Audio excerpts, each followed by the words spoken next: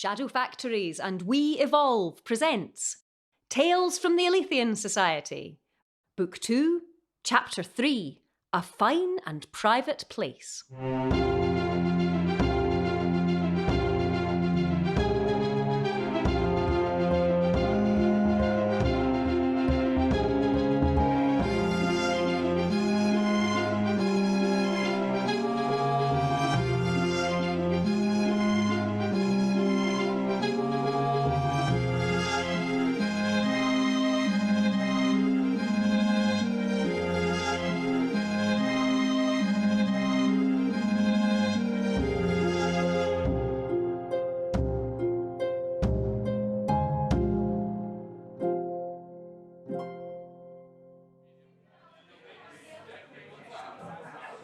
Those guests wishing to say their farewells should make their way in an orderly fashion to the coffin prior to the last journey of the deceased. I suppose I should go and say goodbye, if it's my last chance.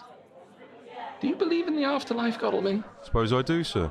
Seems likely as not, considering all the things we've seen working for the Society. Unquiet spirits and such like. Oh, those, yes. No, I meant, a heaven full of angels and clouds and harps on the one hand, and hell filled with demons and brimstone and accordions on the other. Wouldn't care to comment, sir. All seems a bit neat and tidy to me. Hard to separate folks into saints and sinners while they're alive. Don't see why it should get any easier once they're dead. I'm a C of E man, me. I simply adore all the ceremony, the Eucharist, the liturgies, the music, the lovely clothes. Though come to think of it, actually believing in God might be optional. My old vicar, he'd have something comforting to say. God in his infinite forgiveness welcoming our friend over there to eternal bliss. But then Gillespie's ghastly Presbyterian chap would say he's burning in hell forever with all the other sinners. I don't know, Godalming. All I know is that wherever he is not in that box. Anyway, where was I? I believe Dr. Cadwallader has just arrived in Edinburgh, sir. Oh yes, Dr. Cadwallader had just arrived in Edinburgh, and it was so nice to have everyone back together again. The Old Bethens set the police on me. I could be in the jail right now if I hadn't gone like the clappers. Given your proven aptitude for escaping justice, I hardly think that likely. Oh aye, so Banjo's a charming wee scamp, but I'm a hardened recidivist. Is that how it goes? You're no right in the head. Jessie, how dare you speak to Miss Cadwallader with such disrespect? Get your head out your arse, Sophie. You're never going to be teacher's pet, no matter how much you sook up to her. And as for you, Lady Roxburgh, you have not accounted for your disgraceful disobedience in gallivanting off to socialise with fallen women when you should have been attending to your duty here. Gallivanting? I was doing nothing of the sort. I hold myself responsible. Your failures are all too predictable, given your total lack of self-discipline. Now, ladies. Calm yourselves. There's no need for such hysteria. Hysteria? How dare you, chapter master? Who died and put you in charge? I consider the disgraceful state of this chapter's discipline to be entirely your responsibility, Hieronymus. Me? Oh, I'd like to see you do any better. Yes, everything was back to normal again. We decided to rest for the night and plan the next steps of our investigation in the morning. I see in my all too brief absence, you've managed to embroil yourselves in some murky occult conspiracy. I can't leave you alone for a moment. Is that not what we're paid to do? Uncovering murky occult conspiracies. It's not piecework, Miss Gordon. You're not paid per cultist uncovered. Why you lot aren't content to sit tight and drink your pay like respectable people is beyond me. I didn't know we got paid. Were it not for the actions of the Aletheian Society, the world would long since have succumbed to the wiles of the enemy and been dragged shrieking into the pit. Suddenly that doesn't sound quite so bad. Terrible deeds are occurring not 50 miles from Hunter House. All altruism aside, we must do our duty for self-preservation alone. A more compelling argument, I grant you, Lady Roxburgh. Very well, if you're all so keen to throw yourselves headlong into mortal peril, don't let me be the one to stop you. To summarise, in a city in the throes of a cholera epidemic, we have an unexpected dearth of corpses. The anatomist's tables are empty, tombs lie open, and even the worms go hungry. And yet, at least one of the missing dead trains has found its way to Edinburgh. The bodies within moved to a place unknown. Who could want such a quantity of cadavers, and for what end? Vultures! Vultures, Arthur? They eat bodies, don't they? I thought there might be a really big one. An excellent suggestion, Arthur. However, quite aside from the fact that no one has yet seen a monstrous carrion bird roosting on the battlements of Edinburgh Castle, your enormous vulture theory does not account for the presence of walking corpses. The answer must lie with the Unicorn Club. 2 of their members turned to flesh-eating monsters, and the regent mysteriously absent? I don't believe in coincidence. This is a conspiracy. But how to find out more about them? They weren't exactly welcoming last time, and that was before we accidentally decapitated one of them. In my experience, that tends not to endear you to people. While you were all out yesterday, I went through the accounts from Mother's Wee Club. I didn't get all that far, but I did notice they've been doing a lot more spending than usual over the last few weeks. A lot of it's just cash withdrawals from the club account, paid to persons unknown, but a few local businesses seem to be doing very well out of them. Good work, laddie. Look at this wee boy, all of you. He's a shining example of the rewards of obedience and hard work. Yes, very good work, Robert. Any names in particular stand out? Well, this one, Mortimer and Son. The address is just off the Royal Mile. And what manner of shopkeeper might they be, pray tell? They're undertakers, Miss Cadwallader. Now then, that casts a ray of light on these shadowy depths. Let me see that. Sizable amounts of money's paid for goods received. It would be an unusual undertaker who sold goods in place of the more usual services. I don't know. They sell coffins, don't they? More likely they've been selling their contents. Why go to the effort of digging up a corpse when you can pay the undertaker to slip a few sandbags into the box instead and cut out the middleman? Very well then. Lord Arthur, you might perhaps go and make inquiries at this undertaker. Discreetly, mind. Oh, yes. I'll be the soul of discretion. What is it I'm not supposed to mention? I suppose you'll insist on going with him, Lady Roxburgh? We are at our best working as a team. I suppose at least that way he'll find his way home before dark. Hieronymus, you and I will go and investigate Greyfriars churchyard for signs of disturbed earth. Perhaps I could accompany you, Miss Cadwallader. With Mother gone, I prefer not to sit around here. And I do know the city rather well. And what about me? Last picked for football again, is it? You know what? I know when I'm no wanted. I'm going out for a walk. See yous later. I told you she was upset, Sophie. Good riddance, I say. Now, where is Mr. Banjo? He's been gone all night, and there's no sign of the grocer's boy with that order. Banjo? Do you mean to say you brought that lack-witted racketeer with you? Oh, yes, Doctor. Miss Cadwallader's made him her gilly. You made Banjo your gilly? Dare I ask, did you give him money prior to his disappearance? Yes, I sent him with 5 guineas and a shopping list to Kennington and Jenner's. Well, that's the last you'll see of the money, and with a bit of luck, the last we'll see of him. Oh, hold up a minute. I've been walking for hours, and non-pub's not getting any closer. I was just wanting something to drink. What kind of pub even is this? I think it stopped moving. I'm getting closer. Hello? What's going on? Oh no, it's just 3 old biddies at a bonfire. What's the game? Hail to thee, Banjo, son of Glasgow. Hail to thee, Banjo, beggar and thief. Hail to thee, Banjo, who shall be king hereafter. What? Are you sure you've got the right one, Senga? Looks a bit glaikit to me. Aye, it's the right one. Look, he's got the royal chin. What chin? Exactly. That's all very good, but where's the pub? There is no pub. We've summoned you here by our arts are keen to give you a warning against certain doom. Aye, but where's the pub? Oh, Nessie, just get on with it. All right, then.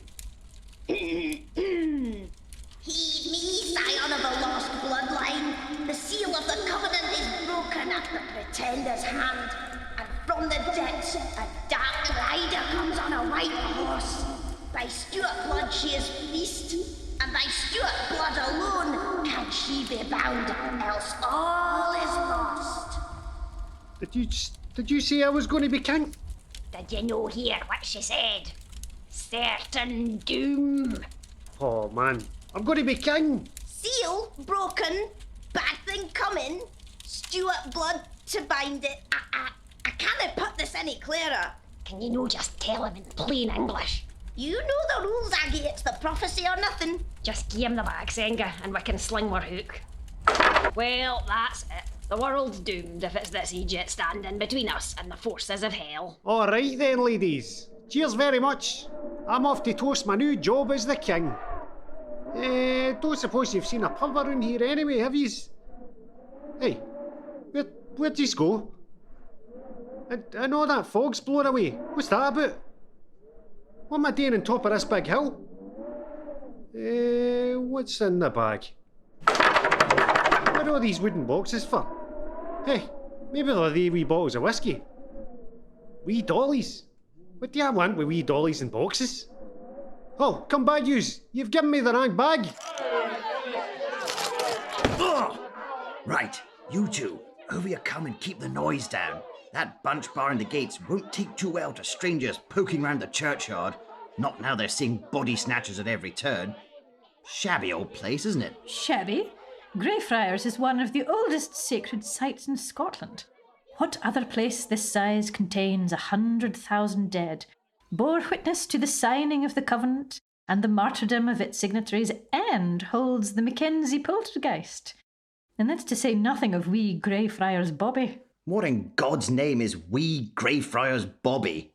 He's a dog, Doctor. He belonged to an old man. When he died, Bobby refused to leave his side, even after he was buried. He's lived here ever since, over 10 years. People leave food out for him. He's quite the tourist attraction. Little scruffy grey thing about yee-high? Looks like a particularly angry mop. That's right. Did you see the photographs? No need. Damn and blast! It's got our scent! Run for it! It's only a wee dog, Doctor. Not the dog I'm worried about, boy. We won't get back over the wall in time, and I've no desire to be caught half over it with my arse at the mercy of that angry mob there. There, that crypt. The door's open a crack already. Quickly, you two, put your backs into it.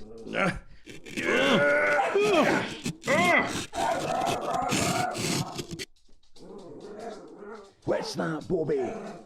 Is it body snatchers, laddie? Nothing to see. Probably just a squirrel again. That was a closer shave than I care for. Now, to wait till they've gone. This crypt's been disturbed recently. Watch your step, boy. That flagstone looks... unstable. I'm all right. Stand up, boy. Reach up your hand and I'll see if I can grab you. Wave it about. No, nothing. Can't tell how far down you are. There's nothing for it. We'll have to go and fetch a light and some rope. Though how we're going to do that with that bunch out there baying for blood, I've no idea. No, wait, there's a light in my bag. I dropped it when I fell, but I think... Yes, there it is. Well, I haven't seen one like that before. The red and white paint job with the little windows is a bit unusual, but the revolving light at the top's really something else. It's one of Father's designs. Pocket version of one of his bigger works. It's not ideal, of course, but you know what they say, any port in a storm? That man and his silly wee lighthouses. You're not that far down after all. Damnation, that dog started up again. If they start to search in earnest, it won't take long till we're dragged out and lynched. I'd sooner take my chances with the tunnels than with Fido and friends.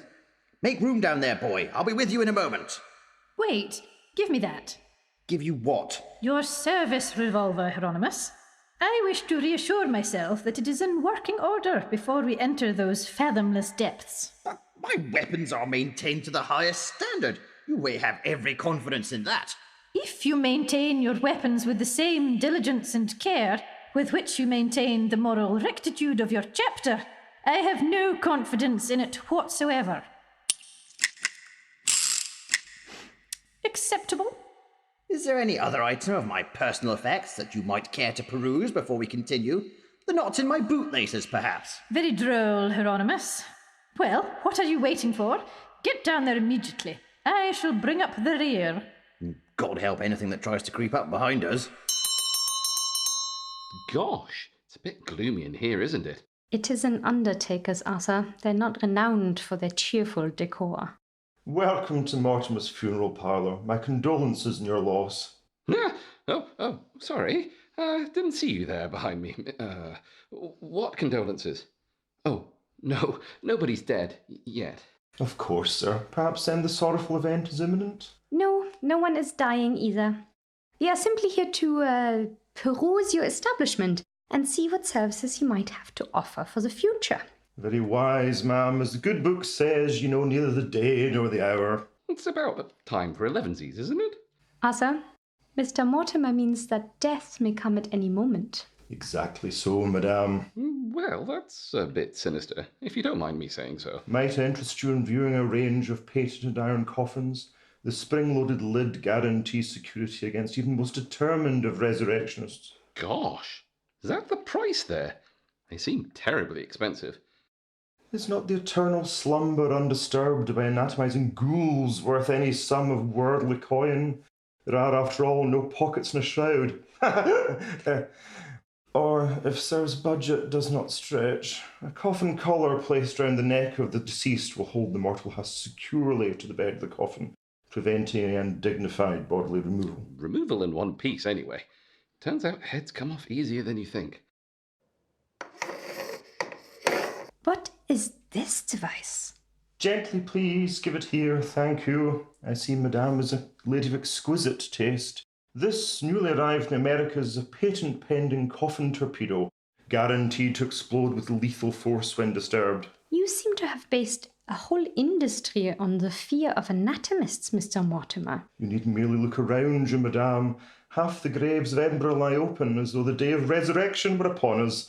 But those we put in the ground stay in the ground. Arthur. Arthur. Stop ringing that bell. Look, it's on a piece of string. Is that something for cats to play with? No, sir. That's the bell attachment for our safety coffin. For a physician to overlook the faintest trembling spark of life is a forgivable error, but for the patient to be buried alive is a fate more terrible than death. And yet, with our patented safety coffin, simply pull the attached cord, and a bell on the surface will alert the cemetery watchman. For a small extra charge, we can fit a breathing tube, a viewing window, and a pop-up flag to ensure your journey back to life is swift, secure, and comfortable. I really hope you don't fit one of those with the coffin torpedoes as well. It appears that half your products are designed to keep bodies in the earth, and the other half to liberate them from it, Mr. Mortimer. What a remarkably comprehensive service you provide. Indeed, madame. Now, perhaps you would care to step into our storeroom to see a selection of our larger wares. No, I think we've seen enough for now. I must insist, madame. Kindly begin by placing your muffler and its contents carefully on the ground, and kick them gently towards me. Otherwise, you'll receive a first-hand demonstration of the effects of the coffin torpedo in the body of an adult male. So it is true. You are supplying corpses to the Unicorn Club after all. Very perceptive, madame. Ah, there you are, my boy. Now time for these two to rest. Dash it all, Aunt Cressy. How much longer is this wretched potholing expedition likely to take? I thought Edinburgh smelled bad in summer, but these tunnels reek like a butcher's shop. If you'd prefer to retrace your steps, Hieronymus, feel free to take your chances with the Greyfriars mob. At this rate, they'll be dead and buried themselves before we see the light of day. We must be under the Royal Mile by now. These tunnels come out into the crypts under St. Giles Cathedral. Another right turn should do it. Wait a wee minute. That shouldn't be there. What shouldn't be there? That opening. That should be sealed. The brickwork's been destroyed. Looks like someone's taken a sledgehammer to it. And there's the remains of the ward. What do you mean, ward? Wait, where are you going? Come on now, Robert. I need your silly wee lighthouse. This is Mary King's Close. I've heard of this place. It used to be an ordinary Edinburgh street until plague struck the residents. Rather than help them, the townsfolk barracked. barricaded them into their homes and bricked the whole thing up so they couldn't escape. Sounds like the sort of civic policy you could roll out for the rest of Edinburgh and see a solid improvement. Just think of all those poor souls starving and suffering and waiting for the inevitable. Worse than that, boy. There was something in the close with those people. Something ancient and hungry. Whether it brought the plague, or whether those infected summoned it in their desperation, history does not relate. But they say that once the wards were in place, the screaming from inside the close lasted for a full week. And the scratching on the bricked-up walls far longer than that. I see your aptitude for telling bedtime stories remains undiminished. It's no fairy tale, Hieronymus. It's clearly documented in detail in Satan's Invisible World Discovered by George Sinclair, 1685 edition. Well, that certainly sounds like a respectable publication. If all those people died in here, shouldn't it be full of skeletons? And yet not so much as a wishbone. Shh! I saw something. It flickered in the light. The torch, Robbie. There's something at the far end. It's watching us. There, I distinctly saw a face. There it is. A child's face. But that's impossible. What would a child be doing down here?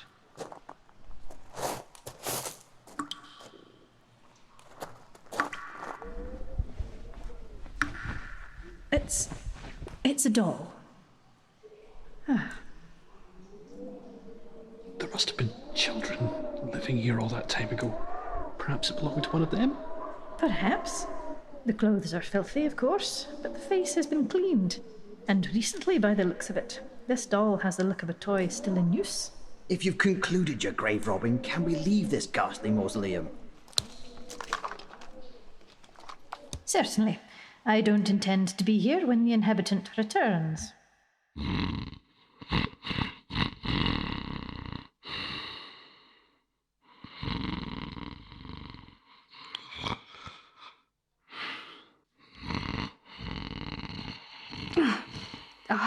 My head. Where am I? Arthur? Arthur? There you are. Arthur, wake up. We're trapped. Oh, go back to sleep, sweetheart. It's still dark. It is dark because we're locked in Arthur, I think we are in a coffin. We have been buried alive.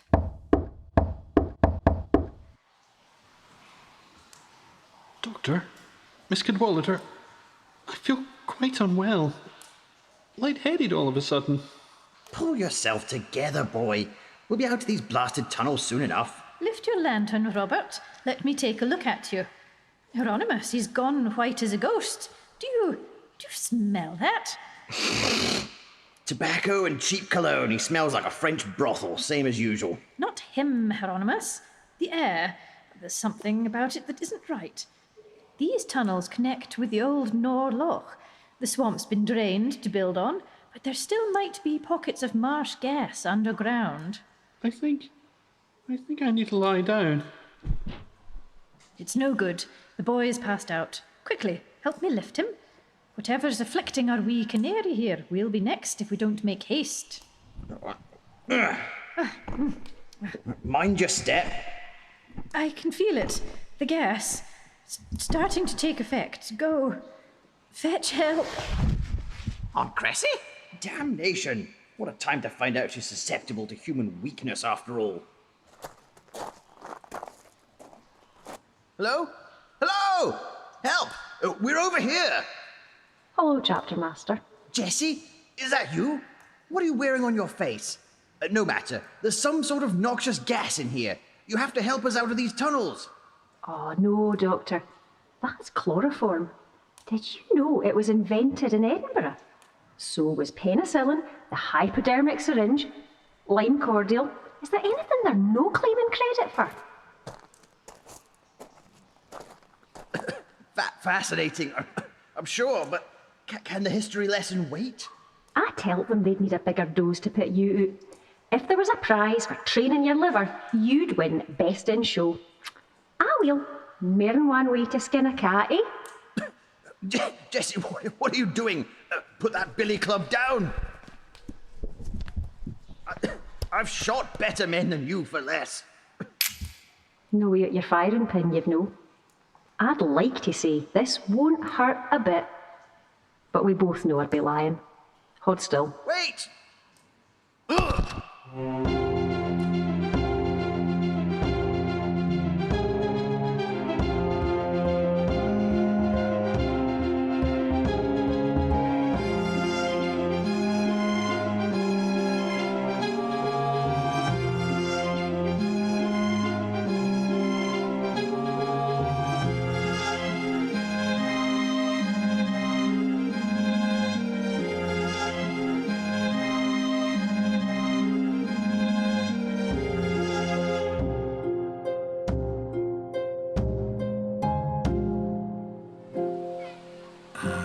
Troon Beach on a Saturday.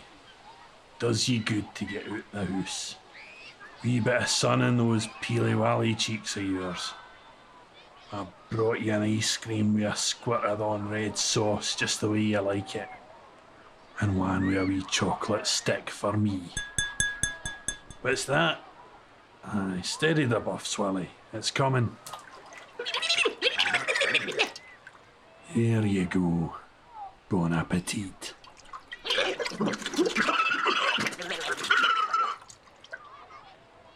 You've still a good appetite on you, Willie. Where you put it, I've got no idea. Oh, mister, what's in your jar?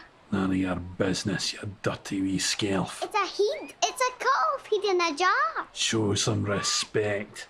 That's the famous Dr. Hunter in there. Did you kill him, mister? I bet you killed him. I'm gonna get the police. You're a murderer. You're gonna get the jail. It's opened its eyes. It's no deed.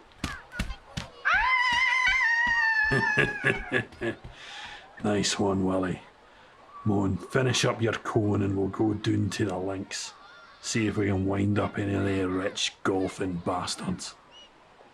Oh, I do like to be beside the seaside.